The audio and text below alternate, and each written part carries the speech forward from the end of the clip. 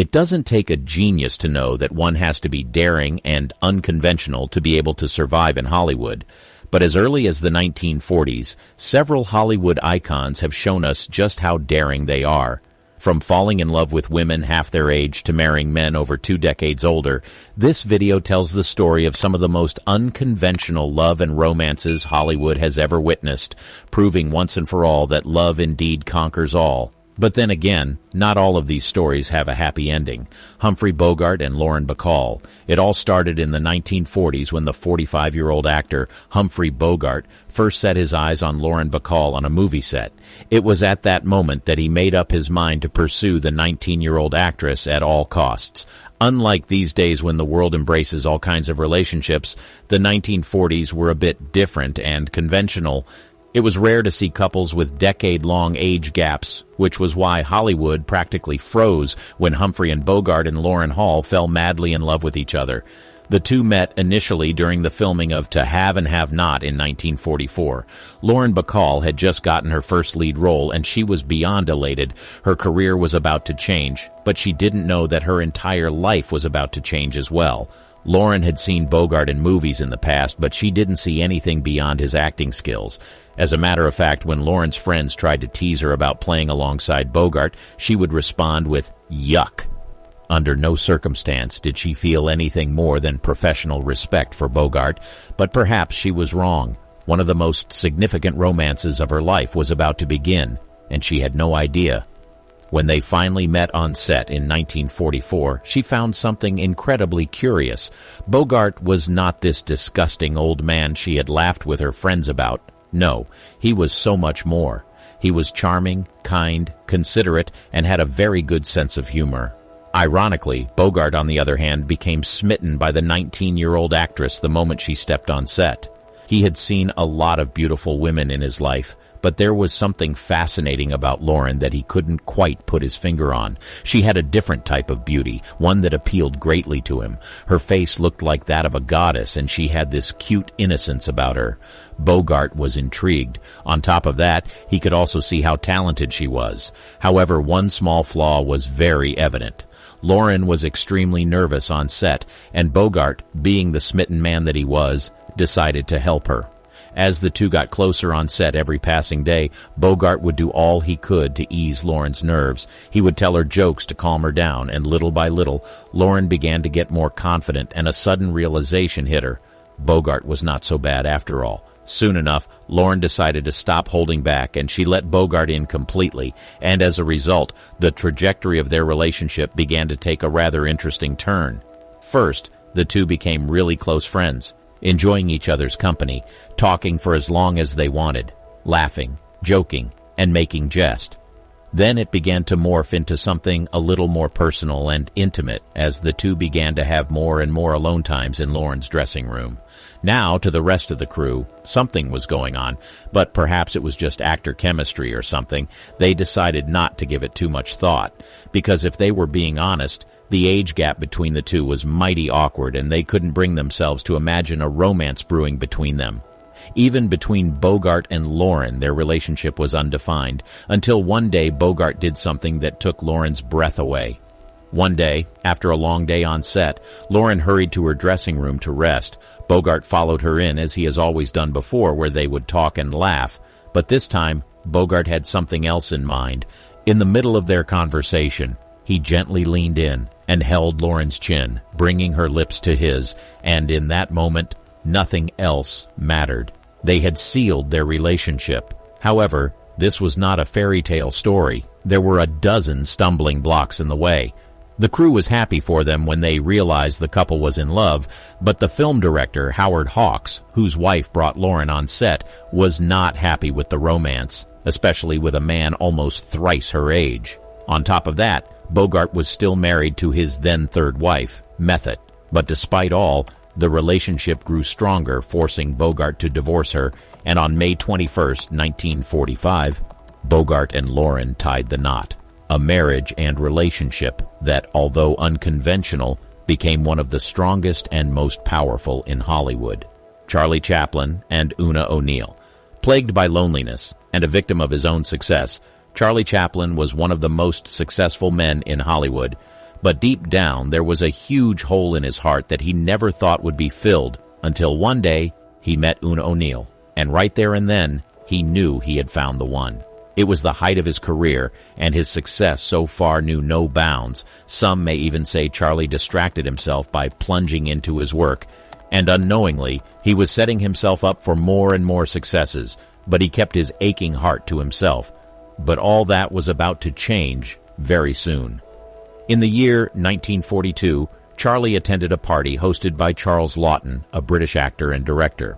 Somewhere on the other end of the spectrum, a young lady who was aspiring to become an actress attended the same party. Her name, Una ONeal. Unlike a lot of other aspiring actresses who were looking to get into Hollywood for fame and recognition, Una was more into acting because of a burning passion for theater. She had been raised in an artistic family, and all her life, literature and theater were all she knew. She was beautiful, intelligent, and had a grace that caught attention whenever she walked in, but her mission at this party was simply to meet people who could help her career. Little did she know that fate had planned a lot more for her that evening. The room was fairly large, but from the other end, Chaplin's eyes caught something striking, and that was when it happened. He laid eyes on Una and became instantly captivated by her radiant presence. He had to meet her. He had to get to know her. And he did. She was more than he thought she was. Not just a pretty face, but she had a sort of depth that intrigued him. Despite a significant age difference, with Chaplin being 53 and Una just 17, their connection was undeniable. So soon after, they began spending time together, engaging in lively conversations and sharing laughter, ultimately forging a strong bond. Make no mistake, despite the connection between Chaplin and Una, they came from completely different backgrounds. While she came from a humble but artistic past, Chaplin was involved in political and wartime pasts and backlash, but despite all, the couple found solace in each other, and their union gave them joy. More and more people around the couple began to get aware of the relationship and connection between them, and a lot of thoughts were raised. Despite the significant age difference, people thought their relationship won't last. They were from different worlds and were known for different things. What could they possibly have in common, people thought? Chaplin was a seasoned entertainer, celebrated for his iconic character, the Tramp, and his work as a filmmaker. Una, on the other hand, was young and relatively unknown in the industry, possessing an innate charm and natural talent. Perhaps this was solely a transactional relationship that would soon end. But soon enough, Chaplin shut the mouths of naysayers once and for all. In 1943, Chaplin took the bold step and proposed to Una, and without even a moment's pause, she accepted, agreeing to become his fourth wife. As one may imagine, their union raised eyebrows and garnered considerable attention due to their age difference and the public perception of Chaplin's controversial personal life. Despite being very aware of all that was being said about their union, Chaplin and Una's relationship continued to thrive. As though to prove a point, the couple went ahead to have 8 children together, raising a large and vibrant family. Over the years, Chaplin and Una built a sanctuary for their family in Switzerland, where they could retreat from the pressures of Hollywood and enjoy a quieter, more private life. They found solace in the beauty of nature and the bonds they forged with their children. Una became a pillar of strength and stability for Chaplin, standing by his side during his later years when he faced accusations and controversies. Sadly, Charlie Chaplin finally passed away on December 25, 1977, at the age of 88. He died of natural causes in his sleep at his home in Corsier-sur-Vevey, Switzerland. The cause of death was recorded as a stroke, but even though Chaplin's death marked the end of an era in the entertainment industry, Una was devastated and threw herself into a state of mourning that shook the foundations of Hollywood. She noted on several occasions that Chaplin was the love of her life and she was lost without him. Una eventually passed on too at the age of 66 due to cancer, Frank Sinatra and Mia Farrow. One warm evening in July when Mia attended one of Frank's electrifying performances, she'd been filming a movie nearby and just needed some time to cool off and enjoy herself. But as she stood there amidst the small crowd watching Frank, how he commanded the stage, how his voice wafted across the room in a titillating and almost sexy way, something shifted in her. To her, this was more than just a performance, it was a cry to her soul. For For the entire duration of his performance, Mia couldn't take her eyes off Frank, and she couldn't shake off the feeling of being swept off her feet by his powerful performance. Frank, on the other end, despite seeing a sizable crowd, seemed to notice Mia, and he too was swept away by her beauty and grace. But he needed to focus on his performance. It was a huge battle trying not to be distracted by Mia's lingering but welcome gaze. As soon as the show was over, Mia and Frank got introduced to each other backstage, and the spark between them was instantaneous. At the time, Frank was 49 years old and Mia was only 19, but they could not deny that the feelings brewing in each other were not ordinary. Their personalities merged with each other more, and the bond they created was stronger than anything they had ever felt. Over the next few months, Frank and Mia began to spend more and more time with each other. Their shared love for art and music formed the foundations of their relationship. They would talk for hours despite their age difference. They were like best of friends, maybe a bit more than that even. Soon enough, amidst all the intimate conversations they shared, late-night walks and enchanting dinners at glamorous venues like the Sands Hotel's Copa Room, deeper feelings began to brew, feelings bigger than even they could handle. Not long after, a few people around them began to sniff out what was going on between them, but none of these mattered much until the media got a hold of their relationship. The news spread like wildfire. The media and the public at large were intrigued by the relationship, and as such had a lot of things to say about them. For one, the contrast between Frank's established status in the entertainment industry and Mia's fresh-faced innocence fueled endless speculation and gossip. Some said Mia was positioning herself to be a benefactor of his money or use his connections to get more roles. Other critics dismissed their relationship as a passing fling, while some others simply scoffed at the obvious age difference and condemned their relationship on those grounds. In the heat of all these speculations that would probably break an average couple, Frank and Mia decided to shock everyone completely. On July 19, 1966, the couple tied the knot at the Sands Hotel. It was almost as though the entire Hollywood was out of breath. Everyone was shocked and speechless. Not many people believed that the relationship would stand the test of time. Then, a lot of people became believers in their love. But another larger group of critics still believed the marriage wouldn't last. And to be fair, the odds were on the critics' side. In the past, Frank had already been married and divorced 3 whole times. This was his 4th marriage. To everyone else, it would end up like the last 3 did. Mia's youth and innocence only intensified the public's fascination with their union. However, amidst the media frenzy, Frank and Mia found solace in each other's arms and nurtured a genuine connection. Throughout their relationship, Frank and Mia seemed to be shoving their love in the faces of their critics. They traveled to various enchanting destinations, escaping the relentless media attention. They frequented Palm Springs, a desert oasis where they enjoyed quiet retreats in luxurious estates surrounded by palm trees and stunning mountain views.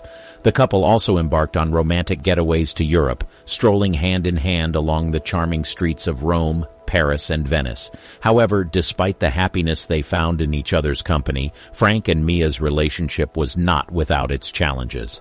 First, being very successful in their respective careers, they began to face its pressures because due to their jobs, they often had to spend time apart.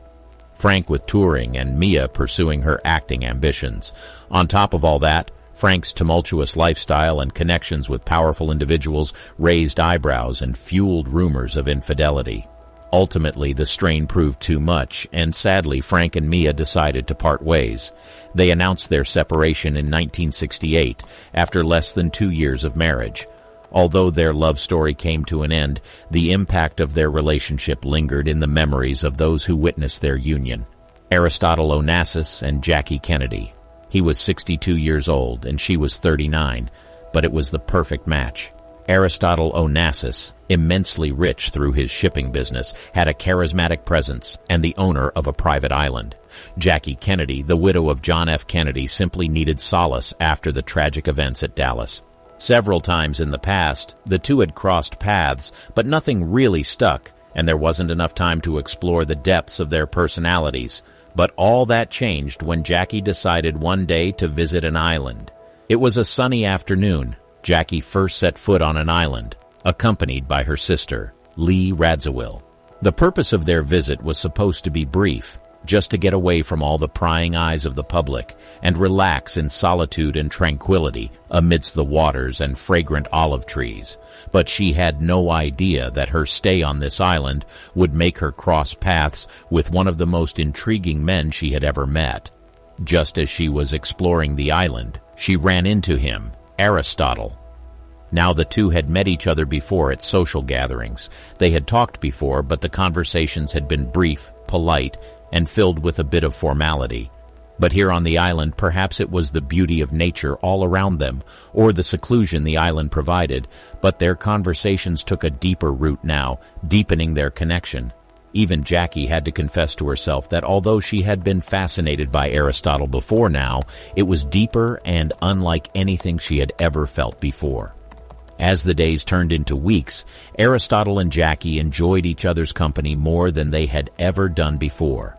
They would walk along the secluded beaches, sharing their thoughts and dreams, and this formed the basis of the interest between them. Aristotle, being older and more experienced, had a life filled with lots of victories and challenges, so he was in a great position to offer Jackie some deep wisdom and a listening ear to her own problems. She was also a great companion for him despite her grief. Both of them had longed for each other, and here they were, with each other. It was a perfect stroke of luck. Their love story flourished in the Mediterranean paradise, shielded from the prying eyes of the world. The island became a sanctuary for their burgeoning romance, a place where they could escape the pressures of their public lives. Jackie found solace in the warm embrace of Aristotle, while he reveled in her intellect, grace, and timeless beauty. Soon enough, the press, as they always do, got hold of this new relationship, and speculations and fascination were the order of the day. Many were taken aback by Jackie's choice to enter into a romance with a man of such prominence and wealth. Some saw it as a betrayal of the memory of her late husband, while others viewed it as a means to secure her future. But in 1968, to show how unbothered they were about all these speculations flying around, Aristotle proposed to Jackie, offering her the promise of a new beginning. However, just when the world could almost hear wedding bells, something terrible happened. Jackie, seemingly from nowhere, suddenly decided that marrying Aristotle was not the right move for her. All wedding plans were halted, and as one may imagine, the media and public were speechless as a result of her sudden decision, a decision that marked a turning point in their relationship. Just like that, the romance brewing between the two ended, but despite that, they managed to remain friends, supporting each other and continually maintaining high respect and admiration for one another. Harrison Ford and Kalista Flockhart. Harrison Ford has a certain rugged handsomeness about him, and after playing a lot of iconic roles in his career, he could have any woman he wanted. But the moment Kalista Flockhart crossed his path, it was the beginning of the end of his search. On the set of a movie in 2002, Harrison and Kalista met for the first time ever, and it was love at first sight. Harrison, already an established actor with a long list of accolades, was captivated by Kalista's charm and talent. Kalista, who had risen to fame through her role in the hit TV series Ally McBeal, was drawn to Harrison's undeniable charisma and his ability to bring depth to every character he portrayed. As they worked together, a genuine connection blossomed between Harrison and Kalista. They discovered shared passions and values, and their friendship evolved into something deeper. Harrison, having experienced the ups and downs of love and relationships, found comfort and fascination in Kalista's down-to-earth nature and radiant spirit. Kalista, too, loved Harrison's wisdom, kindness, and unwavering support. They were all they'd prayed for and were lucky to find each other. Their relationship took root amidst the glittering backdrop of Hollywood, where rumors and media attention often threatened to overshadow the genuine love they shared. However, Harrison and Kalista remained steadfast in their commitment to each other, shielding their romance from the prying eyes of the public. In 2009, after 7 years of dating, Harrison and Kalista took their love to the next level and tied the knot in a private ceremony. The event was a reflection of their desire to keep their love story personal and intimate, away from the glitz and glamour of the industry. Over the years, Harrison and Kalista cultivated a strong and enduring bond. They faced challenges together, supporting each other through professional commitments and personal triumphs. Despite their demanding careers, they made time for family, cherishing moments with their children and creating a loving home filled with laughter and joy. In the end, one could say that all of these women were go-getters who fell in love and didn't allow any naysayer to sway them. But perhaps one of the most iconic women in this regard is Hollywood's very own Carolyn Jones. Click this video to find out facts about her that would make your skin crawl.